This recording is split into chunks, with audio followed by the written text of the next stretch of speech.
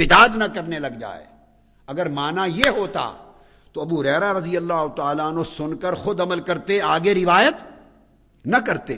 5374 احادیث حضرت ابو ہریرہ رضی اللہ تعالیٰ عنہ نے روایت کی۔ الحاصل قیاس، پھر بے شمار صحابہ کرام ہیں جنہوں نے ساری زندگی حدیث کو روایت کیا۔ سوال پیدا ہوتا ہے کہ کتابت حدیث سے منع کیوں فرمایا؟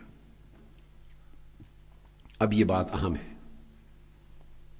میں نے عرض کیا کہ بے شک یہ اوائل دور اسلام میں عارضی طور پر ایک وقت کے لیے آقا علیہ السلام نے صرف قرآن مجید کی کتابت کی اجازت دی اور سوائے قرآن مجید کے باقی کسی چیز کو لکھنے سے منع فرمایا، ایک اسپیسیفک پیریڈ کے لیے۔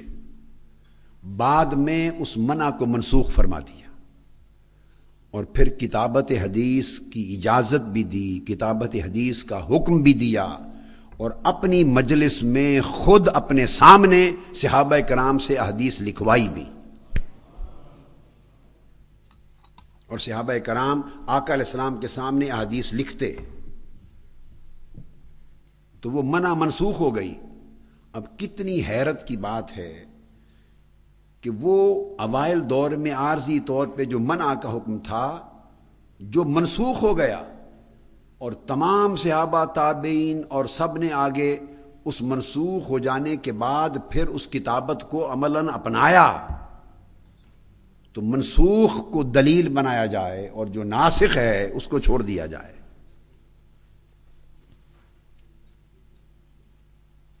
وجہ اس کی کیا تھی؟ وجہ بڑی سادہ ہے، اور وہ یہ کہ اوائل وقت میں اسلام کے اس اوائل دور میں مدنی زندگی میں کاتبین کی تعداد بہت کم تھی، اور سب سے پہلے اہم چیز آقا علیہ السلام کے سامنے قرآن مجید کو لکھوانا تھا، سب سے پہلا کام۔ چونکہ قرآن مجید اللہ کے الفاظ، اللہ کا کلام اور اللہ کے الفاظ و معانی کی کتاب تھی، تاکہ اس میں ایک لفظ اور حرف کا بھی فرق نہ رہ جائے، اور لوگ امی تھے۔ هو الذی بعث فی الامیین رسولا، عرب لوگ کتابت کے عادی نہیں تھے۔ جب آقا علیہ السلام مبعوث ہوئے مکہ میں، تو بلازری بیان کرتے ہیں فتوح البلدان میں کہ شہر مکہ کی آبادی 10 لاکھ افراد پر مشتمل تھی، اور 10 لاکھ افراد میں صرف 15 آدمی ایسے تھے جو اپنا نام لکھ سکتے تھے، صرف نام لکھ سکتے تھے۔ اور دور جاہلیت میں عرب لوگ نہ صرف یہ کہ کتابت جانتے نہیں تھے، بلکہ کتابت کو باعث عار سمجھتے تھے۔ لکھنا پڑھنا اور لکھنا اس کو اچھا عمل ہی نہیں سمجھتے تھے، وہ یاد کرتے تھے، اور ایک ایک شخص کو ہزارہا اشعار ادب کے یاد تھے۔ وہ یاد پر، حافظے پر فخر کرتے، لکھنے کو باعث عار کمزور چیز سمجھتے تھے۔ ان کا کلچر تھا، اور اس کلچر پر کسی کو اختلاف نہیں ہے۔ منکرین حجیت کے جو منکرین ہیں وہ بھی اتفاق کرتے ہیں، اور قرآن کہتا ہے والذی بعث فی الامیین رسولا۔ تو آقا علیہ السلام نے کتابت کا عمل شروع کروایا، بگننگ حضور علیہ السلام نے کروائی۔ عرب سوسائٹی میں لکھنا پڑھنا آقا علیہ السلام نے شروع کروایا۔ قرآن مجید مدنی دور تھا، نازل ہو رہا تھا تیزی سے، اور نزول مکمل ہونے والا تھا۔ کتابت کرنے والے قرآن مجید کو کاملاً لوگ کم تھے، 8 سے 10 تک کل صحابہ ایسے تھے، 4 یا 5 مہاجرین صحابہ اور 4 یا 5 انصار صحابہ، کل 10 صحابہ کرام ایسے تھے جو اول تا آخر قرآن مجید کو پوری صحت کے ساتھ کاملاً لکھ رہے تھے۔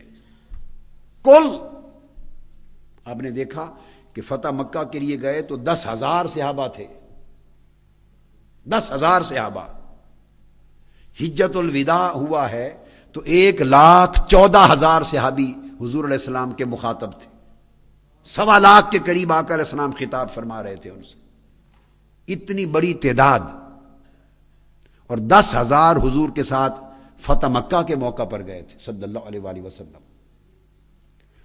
اور حجت الوداع میں 1,00,000 سے متجاوز ہو گئی تھی تعداد۔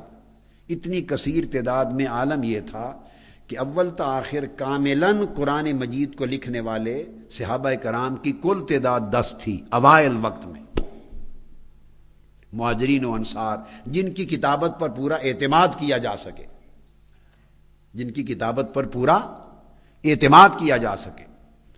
پھر زائد صحابہ جنہوں نے جزون کتابت کی، کبھی حاضر ہوئے، کچھ آیات لکھ لیں، اپنے نسخے بنا لیے، پورا کا پورا قرآن مجید نہیں لکھ سکے، جزون کچھ سورتیں لکھ لیں، کچھ آیات لکھ لیں، اور اس طرح کاتبان وحی میں ان کا نام شامل ہوا، کبھی کبھار کتابت کر لی قرآن مجید کی، تو ان ساروں کو ملا لیں تو تعداد 40 تک جاتی ہے۔ کہاں 10,000 صحابہ فتح مکہ کے، ان میں 40، کہاں 1.25 صحابہ حجت الوداع پر، ان میں 40، جو کل ایسے لوگ تھے جن کے کتابت کرنے پر اعتماد کیا جا سکتا تھا۔ اور جب کتابت حدیث کو منع کیا، اس وقت عالم یہ تھا کہ کل 8 آدمی تھے جو کتابت کر رہے تھے قرآن مجید کی،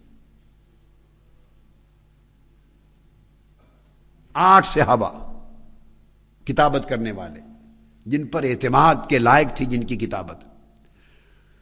تو مدنی دور کے بالکل اوائل زمانہ میں چونکہ کتابت کرنے والے لوگ پہلے بڑے کم تھے، ایک، اور نمبر 2 پھر وہ جو کاتب تھے وہ کاتبین سارے ممیز فقہا نہ تھے، یعنی کامل امتیاز کریں، فرق کر سکیں، چونکہ ایک ہی مجلس ہے، یہ بات بڑی اہم ہے سمجھیں، تاکہ ہمیشہ کے لیے الجھن دور ہو جائے۔